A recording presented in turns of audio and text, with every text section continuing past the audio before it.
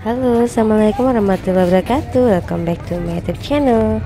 Apa kabar kalian semua? Semoga kalian selalu dalam keadaan sehat walafiat dan dimudahkan rezekinya. Amin.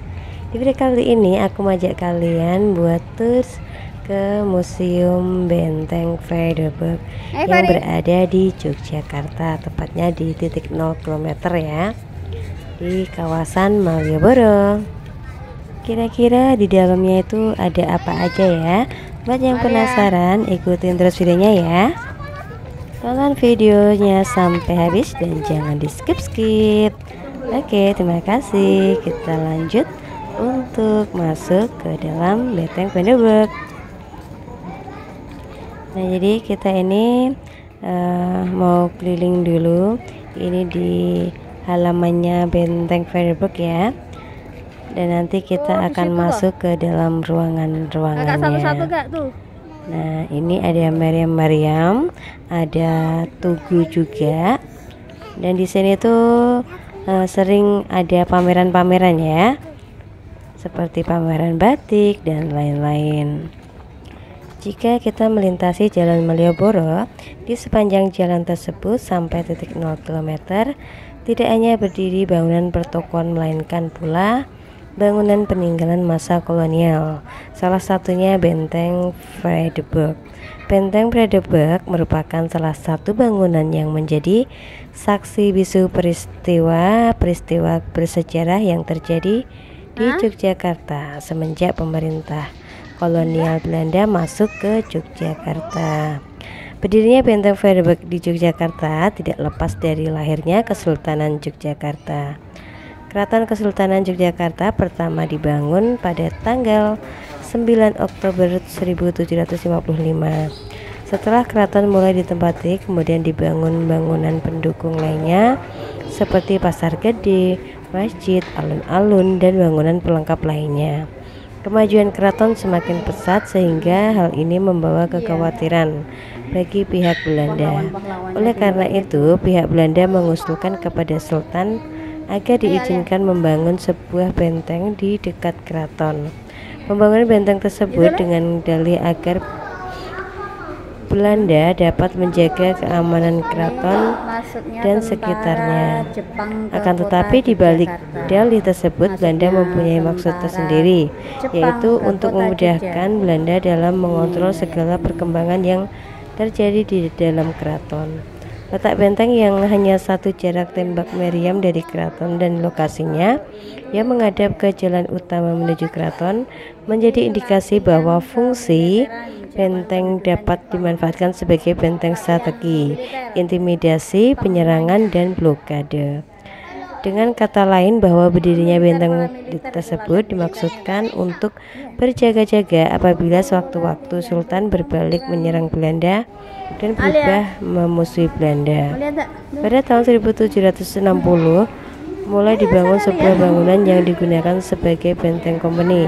Bangunan benteng ini masih sangat sederhana dan pada tahun 1767 oleh Gubernur Pantai Utara Jawa di Semarang meminta kepada Sultan agar benteng tersebut dibangun lebih kuat untuk menjamin keamanan orang-orang Belanda.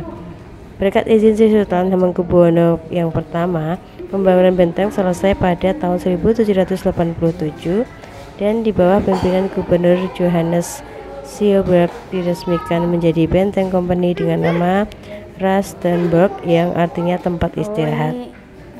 Benteng Rustenburg mengalami perkembangan yang cukup pesat dan pada tahun 1867 di Yogyakarta mengalami gempa bumi sehingga benteng memerlukan perbaikan.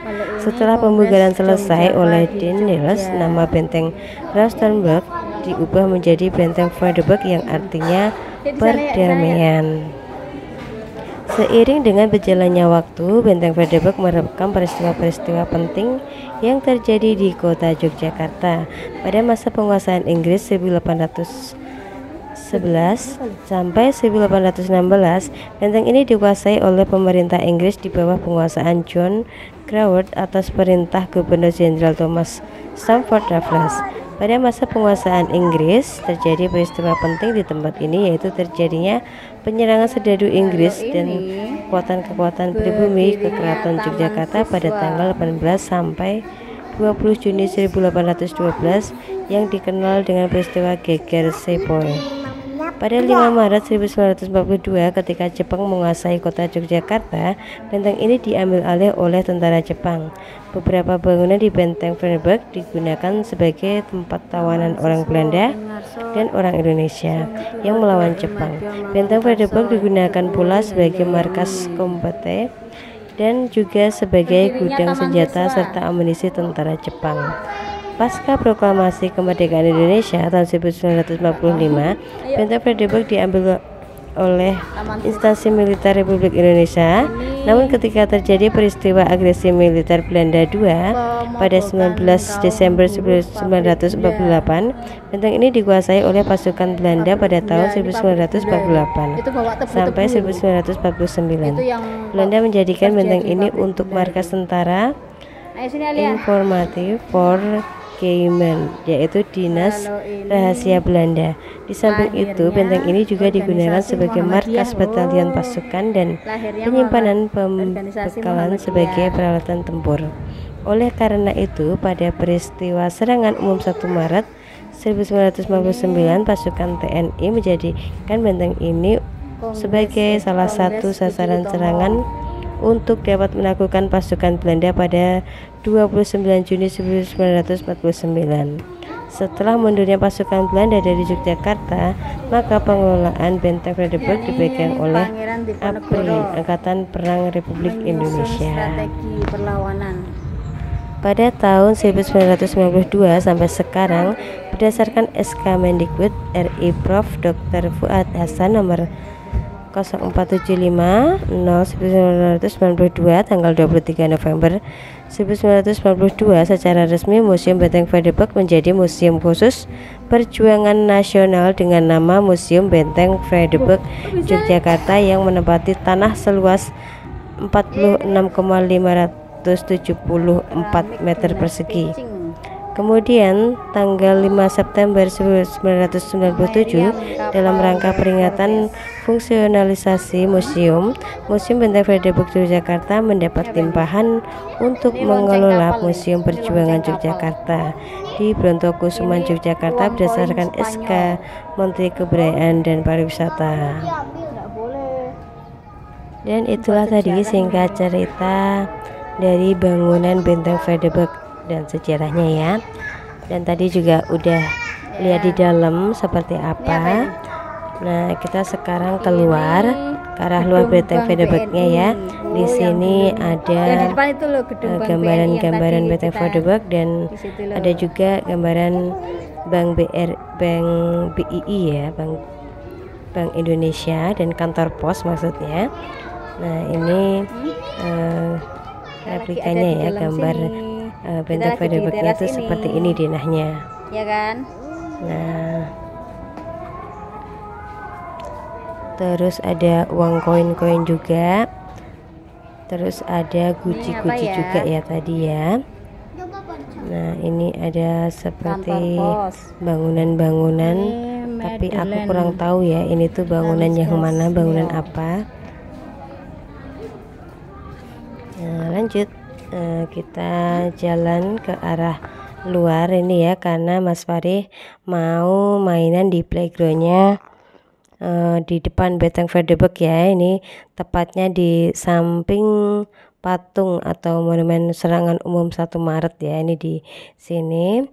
Nah, ini ada permainannya. Jadi kita tuh masuk di sini cukup membayar Rp3.000 aja.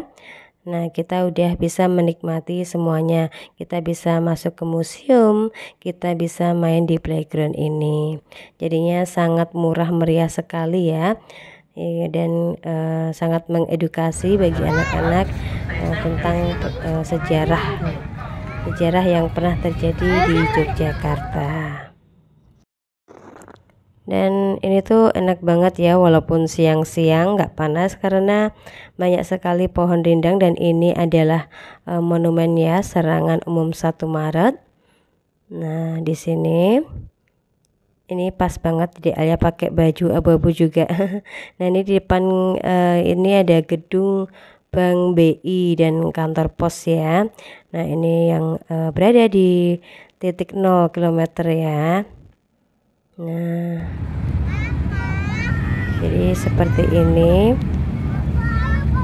Nah sekian aja video dari aku, semoga video ini sedikit bermanfaat dan terima kasih sudah menonton video ini sampai habis. Dan jika kalian suka dengan video ini, jangan lupa untuk tekan tombol like, share, dan subscribe. Terima kasih. Wassalamualaikum warahmatullahi wabarakatuh.